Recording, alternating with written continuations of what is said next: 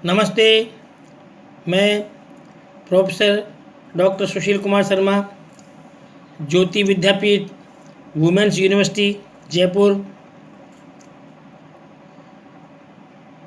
Faculty of Ayurveda science, BAMS second year, रसशास्त्र एवं भेषज कल्पना विषय। इस विषय में मैंने आपको इससे पूर्व महारस, उपरस, साधारण रस, धातुएं और रत्न वर्ग के बारे में अध्ययन कराया। इन सब के बारे में आपको मैं अध्ययन करा चुका हूँ।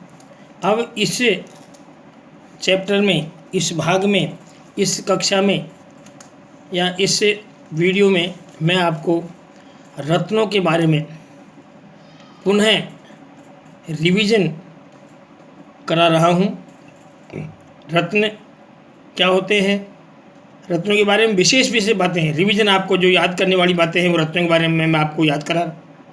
रत्न के बारे में आप पुनः ध्यान से सुने। रत्न के बारे में परिभाषा लिखी हुई है। जातौ जो यद उत्कृष्टम दद्भिम रत्नम प्रचक्षते रत्नम च वरपाषाणम रमन्ते यत्र मानवा।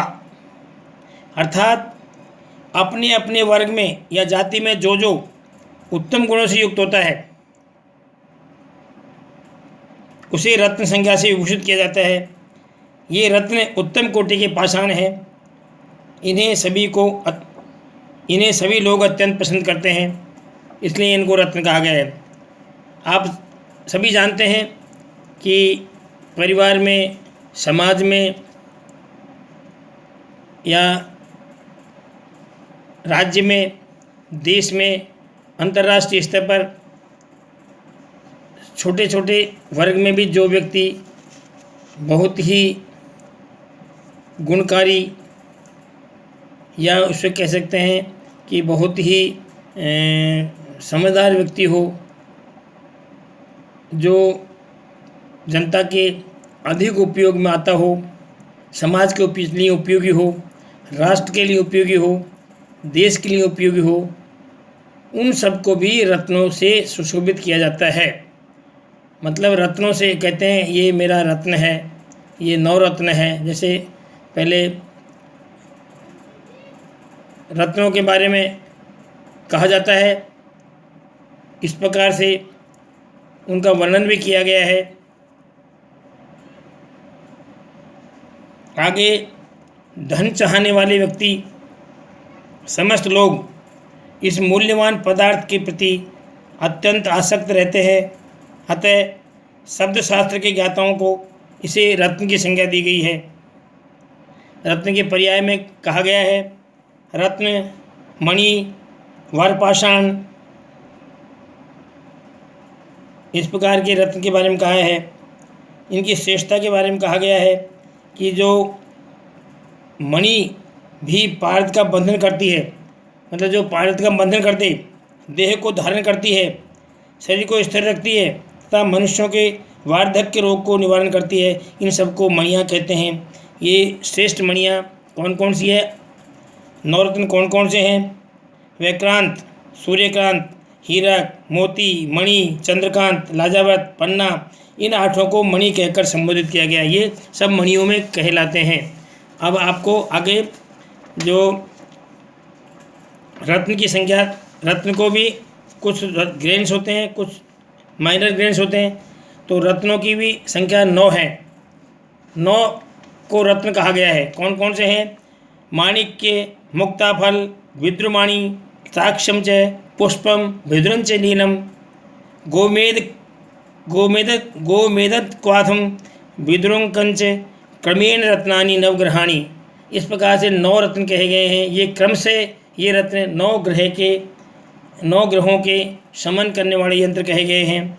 जैसे माणिक्य है, मुक्ता है, प्रवाल है, तारक्ष यानी पन्ना है, पुखराज है, वज्र है, हीरा जिसे बोलते हैं, नीलम है, गोमेद है, वैदुरी है, लसुनिया जिसे कहते हैं। ये 9 रत्न क्रम से 9 ग्रहों को प्रसन्न करने वाले रत्न होते हैं। इन इन्हें सबको इस प्रकार कहते हैं। अब कौन कौन से ग्रह को कौन कौन सा रत्न पसंद करता है उसके बारे में आपको बता रहा हूँ।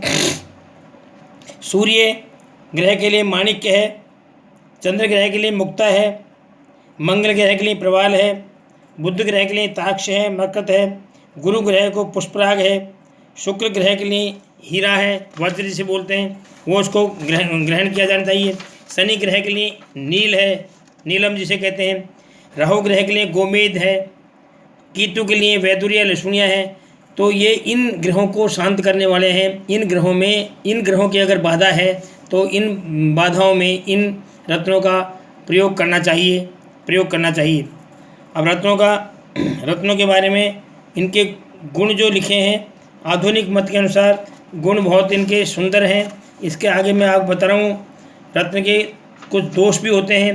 पहले गुण बताऊँ आपको। गुण में है, रत्न के गुण में है, ये सबसे पहले स्वच्छ होने चाहिए, लघु होने चाहिए, चमकदार होने चाहिए, 8 फलक वाले होने चाहिए और षटकोण होने चाहिए। इस प्रकार से ये माने गए हैं। इसी प्रकार आधुनिक मत के अनुसार रत्न सुंदरता में होने चाहिए, टिकाऊपन होनी चाहिए, दुर्लभता होनी चाहिए। उनकी दुर्लभ मिले, बहुत मुश्किल से मिले, दुर्लभ होते हैं उनको अच्छा माना जाता है। आकर्षक रंग के होने चाहिए, मूल्यवान हो, वहनीय यानी सहज में धोने योग्य हो, उठाने योग्य हो, ऐसे होने चाहिए। अब रत्न के कुछ दोष भी बताए गए हैं शास्त्रों में। दोष क्या क्या हैं? ग्रास, त्रास, बिंदु, रेखा और जलगर्भता, ये 5 प्रकार के दोष हैं। इन दोषों से युक्त रत्नों का ग्रहण कदापि नहीं करना चाहिए। ये क्या करते हैं? ये हानि करते हैं। अब इन्होंने कहा है अनुकूल प्रतिकूल रत्नों का धारण से लाभ व हानि। शास्त्र में क्लियर कहा गया है अनुकूल रत्नों के धारण से लाभ होता है और प्रतिकूल रत्नों के धारण से हानि होती है। मान लो जैसे आपको किसी ग्रह का कोई रत्न है और वो शुद्ध नहीं है, आपने सही नहीं लिया तो वो आपको हानि पहुंचाएगा। ये शुद्ध है और असली ही लिया है तो आपको लाभ पहुंचाएगा। इसलिए वो हानि लाभ दोनों एक साथ पहुंचाते हैं, ये कहा गया है।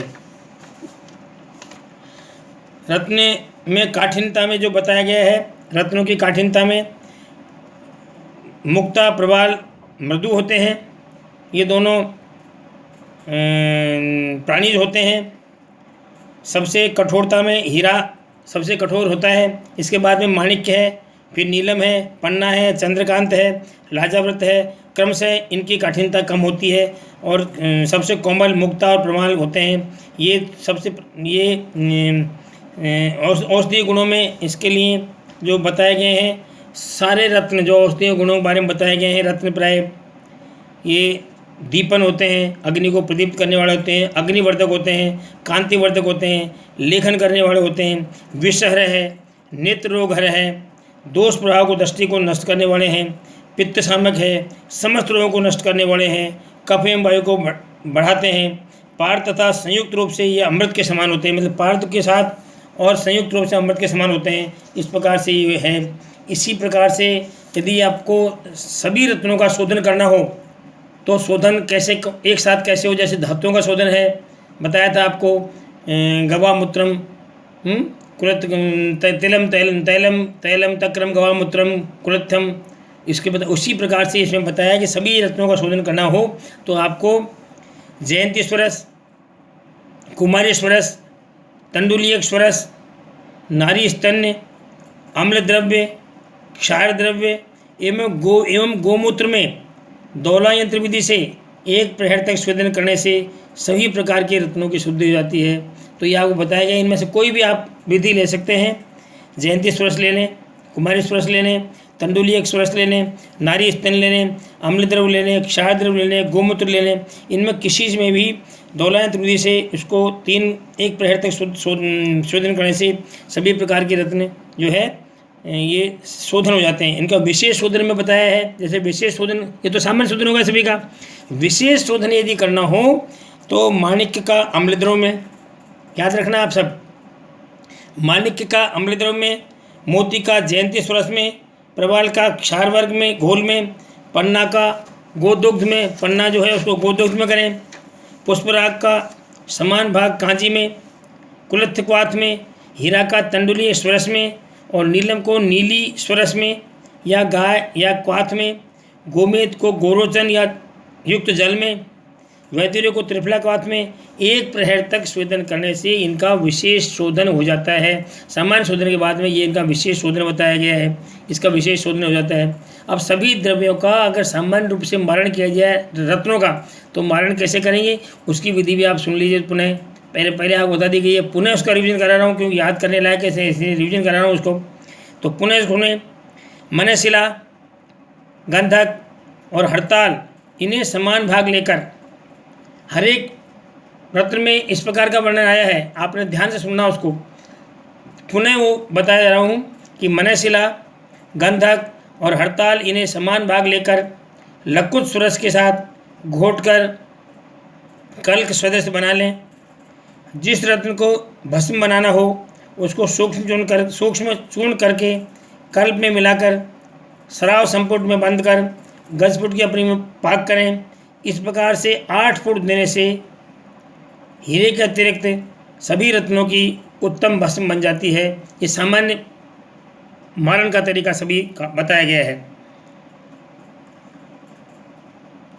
रत्नों की द्रुति अगर करनी हो तो द्रुति कैसे करेंगे, रत्न द्रुति, उसके लिए बताया है कि रत्नों के द्रावण हेतु अगर द्रावण करना है तो उसके द्रावण के लिए बताया है हींग, 5 नमक, सेंधव, सामुद्र, बिड, सौवर्चल और रोमक, ये 5 नमक, 3 क्षार, कौन कौन से, सर्जिक क्षार, यवक क्षार और टंकण क्षार, 3 क्षार, मांस द्रव्य, अम्लवेतस, नौशादर, पक्व जयफल बीज, पक्व जयफल का बीज, कलिहारी या भल्लातक, द्रवंती, रुदंती, पयस्या, क्षीर काकोली या दूधेली, चित्रकमूल, स्नुही क्षीर, अर्कक क्षीर, इन सभी द्रव्यों को एकत्र मर्दन करके गोला बना लें। इस गोले के मध्य में जिस रत्न की द्युति बनानी हो उसको रखकर भूर्ज पत्र में वेष्टित कर धागे से लपेट कर बांध लें।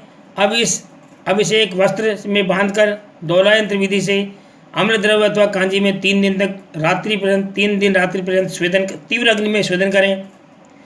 पश्चात सावधानीपूर्वक पोटली खोलकर प्रक्षालन कर गोले से मध्य से रत्न सदृश प्रभा वाली तथा लघु रत्न की द्युति को ग्रहण कर लें। इसी प्रकार से रत्न द्युति देह शुद्धि और लोह शुद्धि दिलाने वाली तथा शुभ फलों को देने वाली होती है। इस प्रकार से इनका आप प्रयोग करें। ये आपको सभी रत्नों की मारण, शोधन, उनके सामान्य ज्ञान, सभी रत्नों के बारे में आपको पुनः रिवीजन करके मैंने बता दिया है। इस प्रकार से इनका आप प्रयोग करें।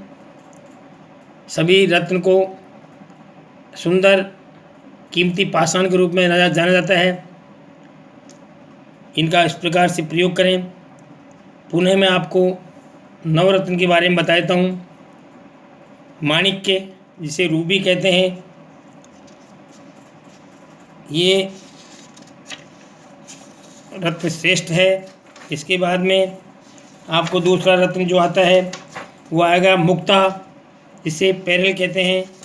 ये मुक्ता फल, मौक्तिक, ये जानतो द्रव्य कहा जा सकता है। इसको दैत्यासुर का टूटा हुआ दांत भी कहा जाता है। इस प्रकार से इसका शास्त्रों में परिचय मिलता है। मोती रजत के समान श्वेत होता है, ये मुक्ता है। इसके पश्चात मुक्ता के बाद आपके जो अगला जो आता है वो है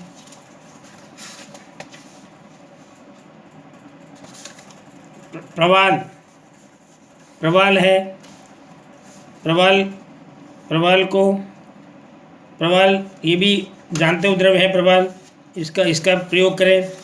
प्रवाल के बाद में बरकत, पन्ना है, पन्ना एमरल्ड बोलते हैं इसको, ये इसको भी बनाते हैं। फिर वह पुष्पराग यानी पुखराज, टोपाज जिसे कहते हैं, इसका प्रयोग करें।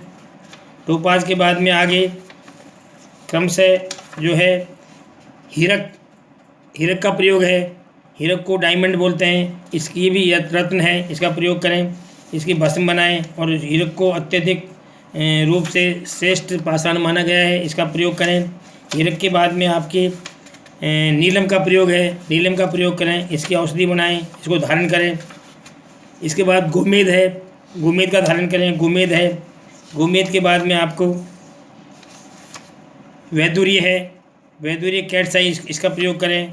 इस प्रकार से इन्हें धारण करें। इस प्रकार से आपको सभी रत्नों के बारे में मैंने पुनः आपको रिवीजन करा दिया है। इन रत्नों को याद करें, धारण करें और सबको औषधि के रूप में प्रयोग करें। धन्यवाद, नमस्कार।